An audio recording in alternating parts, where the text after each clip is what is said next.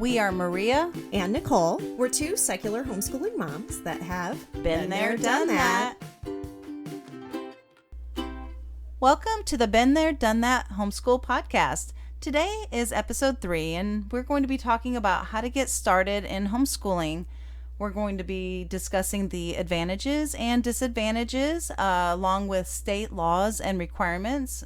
We happen to be in Texas, but thankfully, Nicole has lived in 3 other states, and we've done our homework. So we're going to be sharing that. We're also going to be talking about deschooling and defining exactly what that is. And as usual, we want to stress that our podcast is an inclusive space for your everyday parents that are looking for education options. We are not here to convince you to homeschool. We want to stress that you need to do what works for your child and for your family. Every family is different. Absolutely. And you know your children best. So feel free to take what advice or information you get from here that works for you and chuck the rest. In today's episode, we are going to be talking about getting started in homeschooling.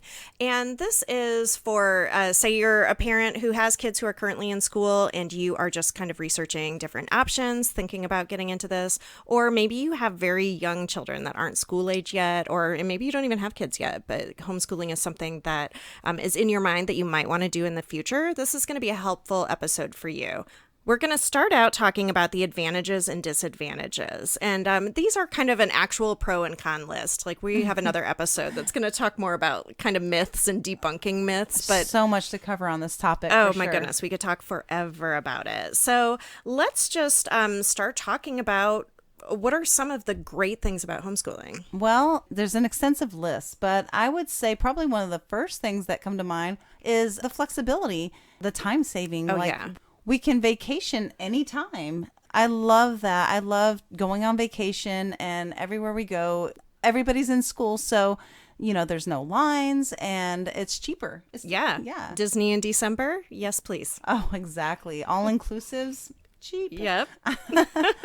Another one I think about is sleeping in. It's sad when I see little tiny kids that aren't quite ready to wake up, and everybody's nudging them to wake up, and right, they're not even hungry yet, and you're trying to force them out the door. And when they're little, my teenagers would probably argue this now because their workload is a little bit more extensive now. But when they were younger, I definitely let them sleep until they were finished sleeping. It's much more pleasant to do math that way with like kids who've been rested. Oh my gosh, yes. Another thing is that we can kind of school all year round. We don't have to commit to a traditional school schedule. In a couple other states that we lived in, well, here in Texas too, but I originally started homeschooling in Florida, and it was a lot easier to like really hit the schoolwork heavy in the summer when it was really hot and we didn't want to be outside. And then we could get out in the fall, in the spring, and really take advantage of that beautiful weather without feeling guilty that we were kind of playing hooky there. I remember a lot of times if I were doing a particular school year, maybe a 36-week curriculum, and I would finish that, and then we had the whole summer. But I did like to school year round because sometimes it's hard to get them started and for a new school year. So often I would do unit studies in the summer. And I particularly remember this one year where my little guy was really into amphibians, and we spent the entire summer looking for frogs and looking, we checked out books from the library, and we made a lap book. It was just such a fun summer. So I love that so much. Oh, I do too. I always say that like the time, being masters of your own time is like my favorite thing about homeschooling. It also is really helpful. I had a husband who traveled a lot or had like an alternative work schedule for most of our early years in homeschooling. So it was really great to be able to maybe like go through the weekends doing stuff on our own when he wasn't there, and then being able to, hang out with him on Mondays when he was home. Right. Yeah. I actually know a homeschool mom. She's a nurse, and she figures it out through that schedule, which is insane. She'll work 3 days solid, and then she homeschools on the days whenever her schedule, she's not at work. So that works great for them. Another advantage would be the freedom. We have so much freedom to do whatever we want. We don't have to answer to any government school standard or requirement. There's no standardized tests. Well, in Texas, No attendance records, no. In fact, here we don't even have to say that we're homeschooling. So we really are kind of off the grid if that's important to you. Yes, I do love that about Texas. One thing that's kind of an interesting thing is my oldest, we never tested. I always have taught my children right at the level they are. So if they didn't understand something, we just spent a little extra time on it. And if they, were moving through something really fast, it was easy just to kind of jump and not spend a lot of time and waste time on something that they already knew. Sure. Teaching to mastery. A standardized test is really only as good as what's covered in it. And if that's not what you're teaching to, if you're not teaching to a test, then it's really not necessarily going to be representative of what they know. Right. As a matter of fact, the first exam that my oldest ever took was their entrance exams into dual credit, because I've always taught all of our subjects to mastery, so there was really never a reason to test. That's amazing. So another big plus to homeschooling is that you really have the opportunity to personalize the education for your child. Oh, definitely. Every child learns so differently, so that's so important. Yes. You can do that by finding a curriculum that fits for your family, which we'll talk about in another episode as well. Yeah. But you also have the opportunity to really teach to your child's interests. Unschoolers do this 100%. I have a lot of friends that unschool and they're happy, their children are successful, and it's a little scary for some families and it's not right for everyone, but it definitely works for some people. Yeah, a lot of kids, find that it's much easier to learn something that you truly are interested in. So, please, I remember just my children are very project based and they learn really well whenever their interest is completely piqued on something. Oh, sure. And sometimes they're so interested in something. I remember when my oldest pulled a bunch of old laptops from the attic and was so interested in computers and took them all apart and pulled RAM from one and a hard drive from another and built this massive it was an incredible computer. I've enjoyed watching them with some of their projects. Like I remember you guys picked up some motors on the side of the street and built something that moved. Well, it's really scary, especially when my 12-year-old built a motorcycle. I told him he wasn't allowed to have a motorcycle, and he insisted on having a motorcycle. And so he says, well, I'm going to take this bicycle, and I'm going to put a motorcycle on it. And I said, okay. So the next thing I know, he puts an Amazon order for a gasoline motor. It arrives, and there's 1,000 pieces on my living room floor. Oh, no. Oh, no. And I'm thinking, okay, sure. Okay, there's going to be a motorcycle. About 2 weeks later, he had a motorcycle in my driveway and he was putting gasoline in it. And oh my goodness. I'm freaking out thinking, oh my God, my baby's about to explode. But you know what? It worked. And now he's got a motorcycle. Now he knows how to build a motorcycle. He wasn't old enough to drive it, but he has a motorcycle. Oh my gosh, the stories my kids have. So I love that. The point is that just this project-based learning, when they're so interested, and you can kind of abandon some of those core subjects just for a short time, it's amazing to be able to. They're when they're really interested in something is when they're really at peak learning. So. Yeah. We kind of talked about this when we were talking about the flexibility of time too. But one of the things that I used to kind of joke about was, how you get to school kids do this or school families do this too. But, you get to October and then it's the downhill spiral to Christmas and the holidays, everything kind of just lets loose. And homeschoolers tend to do that as well. And so I used to kind of joke once we got into we'd spend all this time making costumes and decorating and baking I would joke about it being home ec semester. Home ec. Oh, you actually do that. But so then one year I finally was like, you know what? I joke about this every year, but I'm actually going to write a home ec semester curriculum. And I did. And we did budgeting. We did baked a lot of cookies. We did. We made homemade gifts. We did crafts that we sold at a craft fair. You did a lot of sewing? We did a ton of sewing. I taught everybody how to work a pattern for their Halloween costumes. We did all kinds of stuff like that. And so, it was just a lot of fun. They learned so much, and your kids are so capable. Absolutely. It was really great. But also, so back to kind of personalized education, that's also handy when you're dealing with some maybe learning disabilities or other dyslexia. Dysgraphia. I have a kid with dysgraphia. We have several friends who have dyslexic kids. And so it is very handy to be able to just tailor that education to whatever their needs are, and that is that flexibility, and that for some families that struggle. Sure. Exactly. So anyway, one other point I wanted to make about that is just being really proactive for your children when, you really need to get out there and find resources for your children, whether it's a core class or academics or what have you, or just interests like fencing. My son was really into fencing at one point, and so guess what? I found a homeschool fencing class. Yeah, and we've done a lot of different things like that with other friends too, where maybe if we couldn't find a class or a particular thing for some kind of interest that we had, we just started it ourselves. Right. Like we pooled together. Sometimes we had a parent that had actual ability in that field, but Right. Sometimes it was just all of us pooling our resources and putting together something for our kids. The next pro for homeschooling would probably be strong family relationships. Definitely. And we have that. I mean, I have my older two kids are 15 months apart, so they always were kind of close anyway.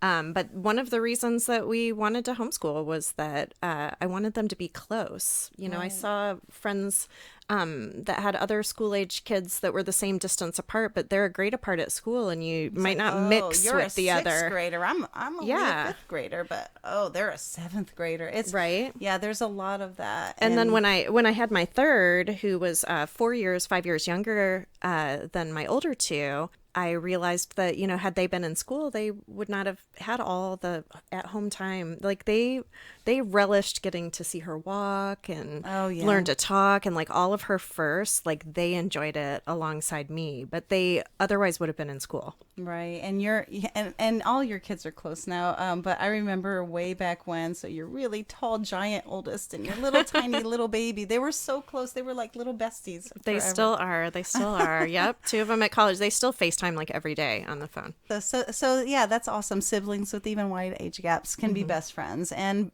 friends. Some of my kids, I remember when my little guy Cameron was probably about 4, and one of his best friends was, I think, 12, and the two of them just rode skateboards and hung out, and it was fantastic. I love that. We loved, doing homeschool events that were multi-age, because it was multifamily.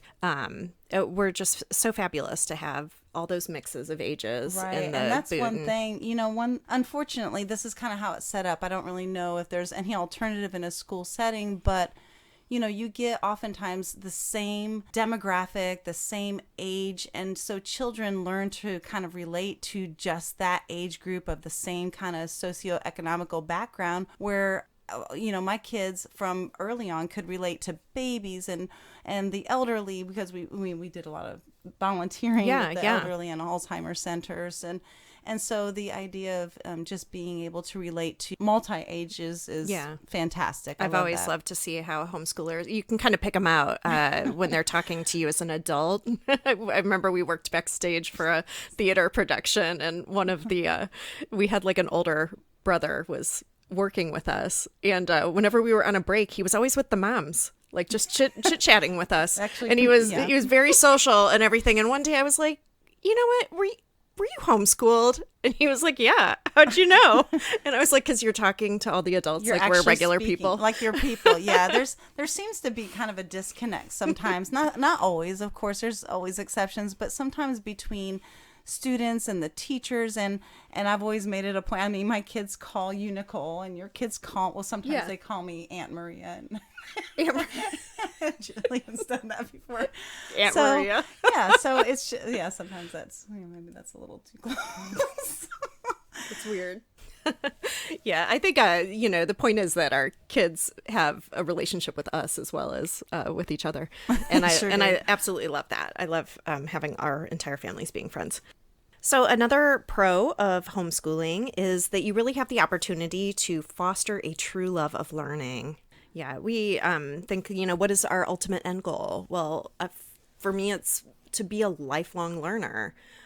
We should always want to be, like, I'm a big reader. I think you are too. Like, yeah, and that was one of the things that my mom or grandma always said was like things like, oh, if you could read, you can cook, because you can do a recipe. But really, I mean, if you can read, you can do anything. You can teach yourself anything, and then and then YouTube and like everything like that too. I mean, you've just taught yourself how to build a website. Well, I used to do that, but it was a completely different experience 20 years ago on the back end. And now, yeah, these templates had me spinning for a little bit. You But did a great job. be sure to visit our website. Absolutely. At bttt.homeschool.com. But so also, being able to, for some people, it's important to instill a religious or an ethical instruction into your homeschool. Yeah, and homeschooling has allowed me to teach my family the values that my family holds true. So Sure.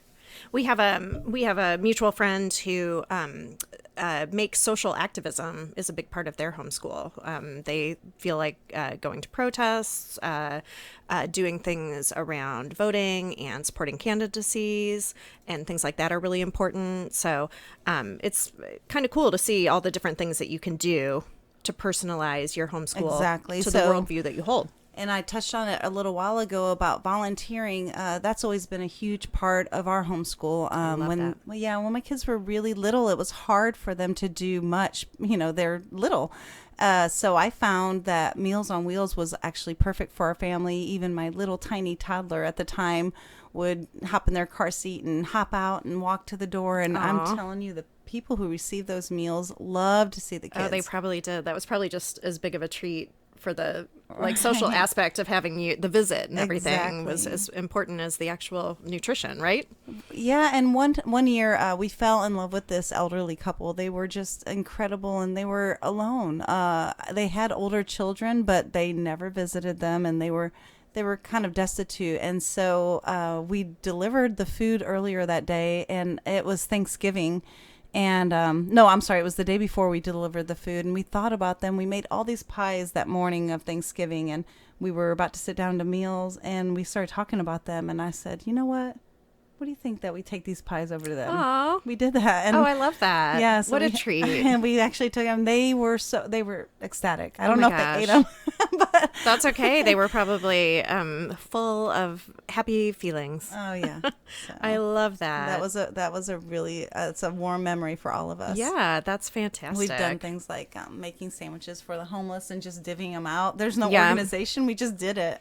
We do the big Thanksgiving with HEB in Central Market every year. They do in several different towns where we go and serve a Thanksgiving meal, and love that. We love to do that. It's really a cool opportunity. And there's of course a lot more daytime opportunities for some of these volunteer things when you are a homeschooler as well. Right. Yeah, just instilling these these values into your children. It's lifelong. So I love it. So important. I love it.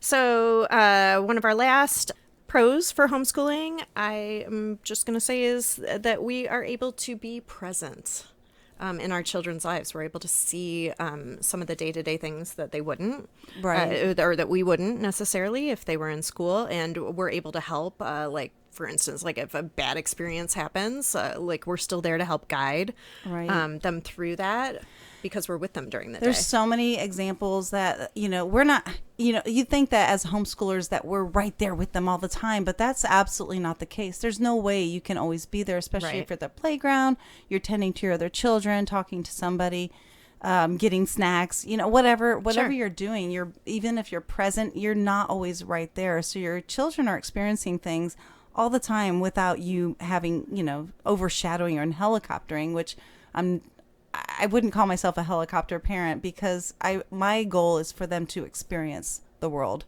Yeah. I want to give them, more, not take away. So, just one time I remember we were sitting over on some chairs and us moms were chatting, and the kids were in the playground. They were under the structure, underneath the slides and everything. And there were a couple kids under there, and I thought they were playing happily. They had a store, and they had mulch currency, and it was I love cute. That. They were buying rocks or something.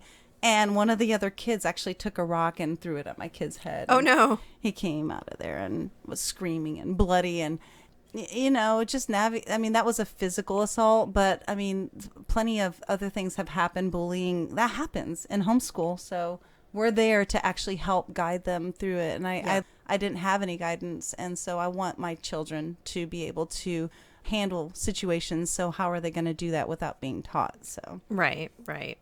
So let's now get into some of the cons of homeschooling. There are definitely cons. I know. Sometimes when people will ask this on like a message board, like, what are the pros and cons? We'll get a lot of people will be like, oh, there aren't any cons. Oh, there's plenty of cons. I mean, we'd love all to live that life, but it's simply not true. There are some cons to homeschooling. So let's talk about them. Well, it's a lot. People don't make this decision lightly. It's a huge responsibility to take on your children's education. Sure. I mean, if you think about it, like if your kids go to school and they turn out rotten, you can blame the school. But like anything that goes awry with us, like, oh, it's because they were homeschooled. So that's like a huge pressure on you. Oh, yeah. And we remember when they were little, every time we went to the grocery store, the old lady in the checkout line behind us would start quizzing our kids. Well, what is 5 plus 2? Right. That doesn't happen with public school kids, but I'm telling you, it's a thing for homeschoolers. Yes, there's a lot of pressure. And there can be a huge workload as well, depending on what kind of curriculum you choose, which we'll get into in another episode. There's all kinds of different things from online school to outsourced classes and stuff like that. But, you know, a lot of us do teach a curriculum on our own. So that takes a lot of time and can be you might have a lot of prep work that you have to do in advance for that. I've even made my own curriculum over the years, things that suited my kids better than something I could have found. Sure. Or cheaper savings. Yeah, but that definitely takes time. And then, you know, because then we are also the teacher and the parent and the partner and everything like that, finding balance. Finding balance is definitely one of those things that I'm challenged with. I remember... Well, actually, this happens now as whenever sometimes on the weekend, I want to be fun mom. I don't want to be homeschooler mom. I want to be fun mom and go to the zoo and do all the fun things. Well, I wouldn't dare to go to the zoo on the weekends because I'm a homeschooler. Yeah, but I don't want to do that. But sometimes I want to just be fun mom and, I got to wear a different hat. And it's sometimes I can give my kids whiplash with that because. Right. It can be hard to switch from one role to the other. For sure. So finding that balance. I always joke about the homeschool trifecta, that like you can have a clean house and you can have perfectly schooled kids and you can get your workout in or, have all great homemade meals. 3 things only. But you have to pick like 2 of those. Yeah. You can't have all 3 the same day. Or have a healthy relationship with your partner. Right. You got to pick a couple of those. Like some days are going to be better than others for sure. So sometimes some things go whenever there's need for something else. The house is a disaster. Okay, kids, no school today. We're all cleaning. Yeah. Okay. So let's move on to another drawback would be excessive interaction. Right. This is the problem that nobody thinks is going to be a homeschool problem. Everybody wants to know about socialization and the S word. Yes, you said it. We're actually going to do a whole episode on that as well. But for sure, one of the problems is because we homeschool, because we have more hours in the day, it is really, really easy to sign up for everything. My calendar, I don't know what happens. I find balance and by mid-August we're chucking along and all of a sudden early September and I can't find time to do anything. We've signed up for extra stuff that wasn't even on the board. And I'm like, what just happened? And so we have to dial it back and start, okay, what are we cutting today, kids? Because we cannot do everything. Right. We're like literally living in our car, eating our meals out of thermoses that might not even be homemade at this point because we don't have time. We're homeschoolers. We need to get home so that we can do some school. And oftentimes maybe school might take an hour. But still, there are so many activities available for homeschoolers. Everything you can imagine, book club, field trips, everything. And especially if you have some easygoing kids. A couple of my kids, if I'm like, hey, do you guys want to learn to join macrame class? They'd be like, yeah. Yeah, everything's a yes. One of them is a no to everything. One of them I do have to force into that kind of stuff, and then she likes it. And then later it's like, oh, thanks for making me do that, Mom. Yes, but the other ones, anything I brought up, they were like, game. Let's do it. So there's a saying lot. no is hard. Yeah, there's just so much because that's the one reason, like I said earlier, I wanted to homeschool. I wanted to give my kids everything. The world is our classroom, and I love that. But the world's big. There's a lot in it. So And there's a lot to do. But so that really like then translates also into another one of our cons, which is cost. So there's a lot of resources on homeschooling being free and or being cheaper, but for a lot of us, there is a cost to homeschooling, and it can be very expensive. there's many people that one of the partners stop working and give up their career to be able, they're educating their children, and they may take this on full time. Yeah, So you that's- definitely have to be able to afford to a- live on one that's a income hit. or a Well, limited income. And then someone like me, I'm a single mom, like have an extremely tight budget. Luckily, I find things that work, and this is kind of on the pro side, but things like, in my area, in my county, dual credit is free, which is fantastic because that's how my kid got 2 years of college free, which is awesome. Teacher discounts, things like that. Yeah, and one thing my brother and other people who have kids in school tell me that, well, public school is certainly not free. Right. There's fees and sports T-shirts equipment, and booster extracurricular. club and Yeah. all of your stuff is extra with Yeah. that. I don't think my ex-husband would agree with that. He thinks it's free. So, Yeah, not so. But yeah, so that can be tricky to navigate. There are some states that we'll get to later that do offer a credits and this and that, but that doesn't always come free of charge or without strings either. So, Right. that comes with regulation and things like that. So it definitely is something to consider as a con to homeschooling. So yeah, state laws and requirements. One thing we've said before is we are in Texas, and it's an extremely awesome state to homeschool in. We don't have to answer to anyone. We don't have to turn anything in. We don't have to test. We're pretty much in charge of our entire destiny, which I love. Yes, I do too. We've homeschooled. Well, I should first say that homeschooling is legal in all 50 states. So it is definitely allowed anywhere that you live here in the US of A. There are varying requirements, though, for different states. So like we're saying, Texas is a very friendly, homeschool-friendly state.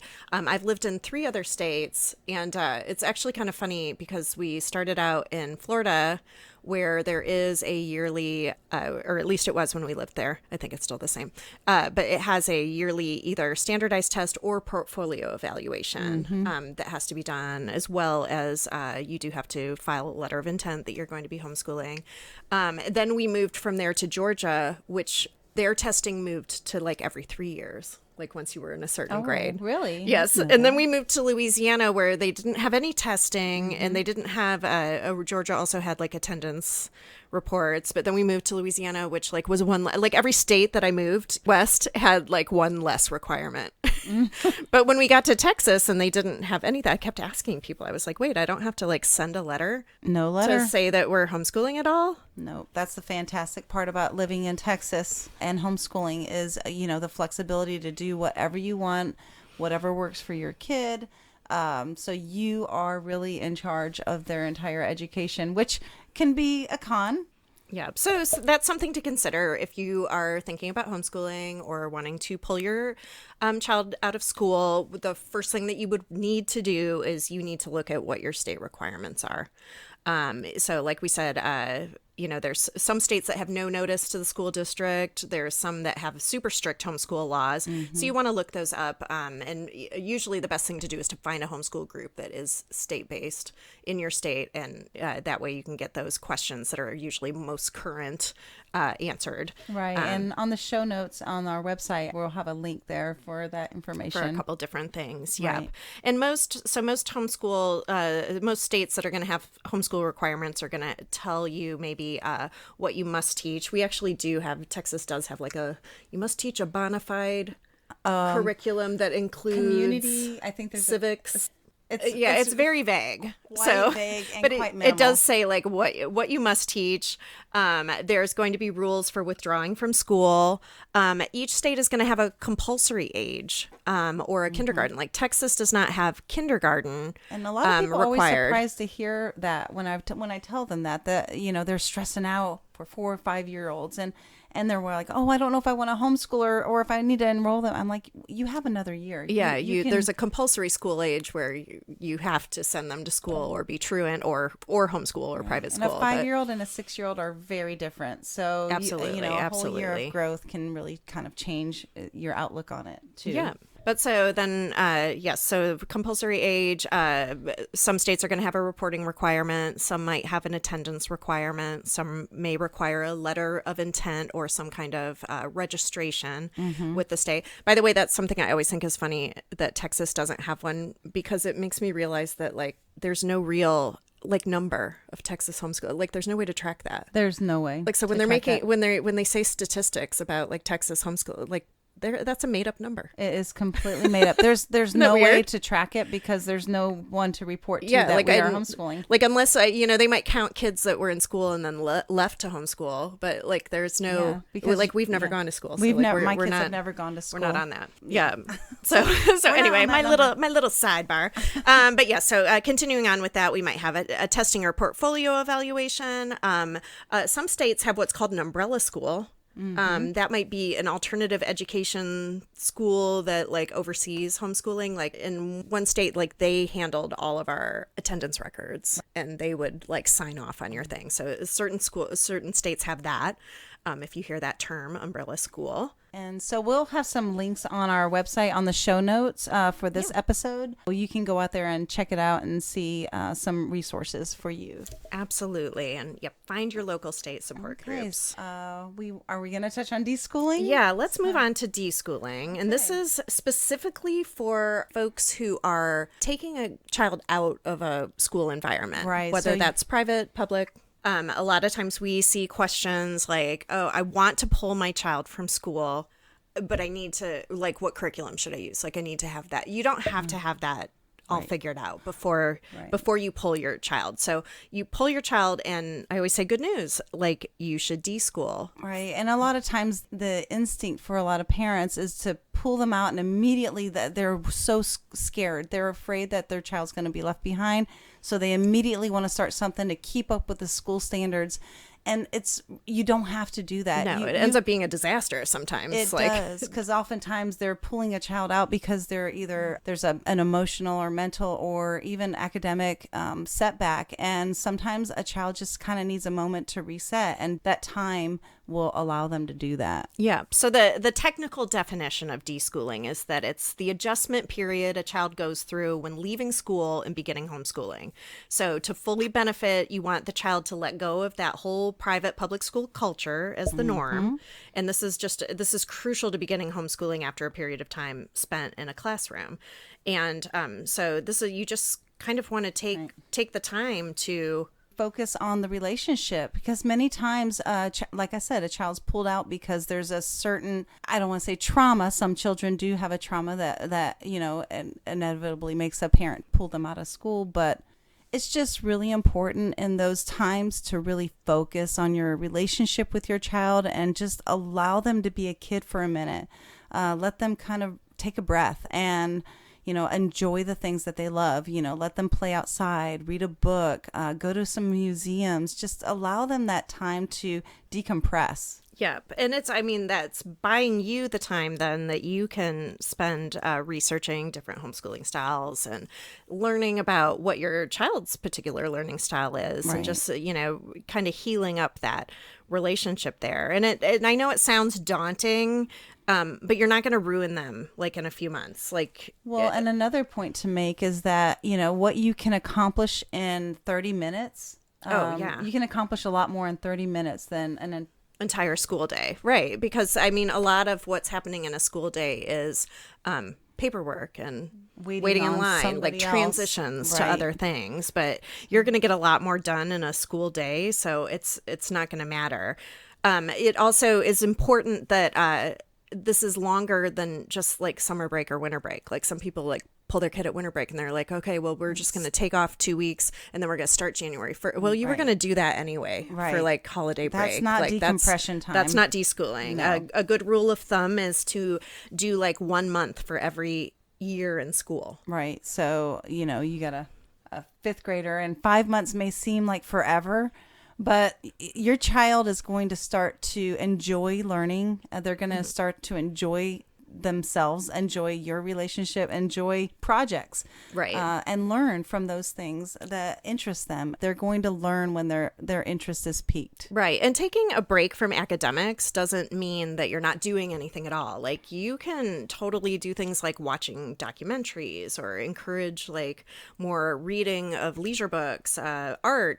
Go places. Like take the opportunity right now to go to all those museums that are empty, do plays, go to the library. Find other homeschoolers. Cook together. Cooking. There's math right there. Right. So they are learning, right, for sure. Mm-hmm.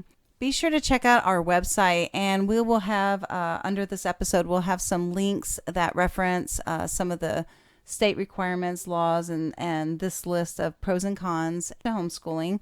On our next episode, we're going to be talking about some different homeschooling philosophies and learning styles and a little bit about identifying your worldview. Mm-hmm. See you next episode. Cheers! Check us out on our website at btdthomeschool.com, as in been there, done that, btdthomeschool.com. You can join our mailing list and get news and updates on future podcasts, and be sure to subscribe on your favorite podcast platform and follow us on social media, Facebook, Instagram, Twitter, TikTok at the BTDT Been There Done That Homeschool Podcast.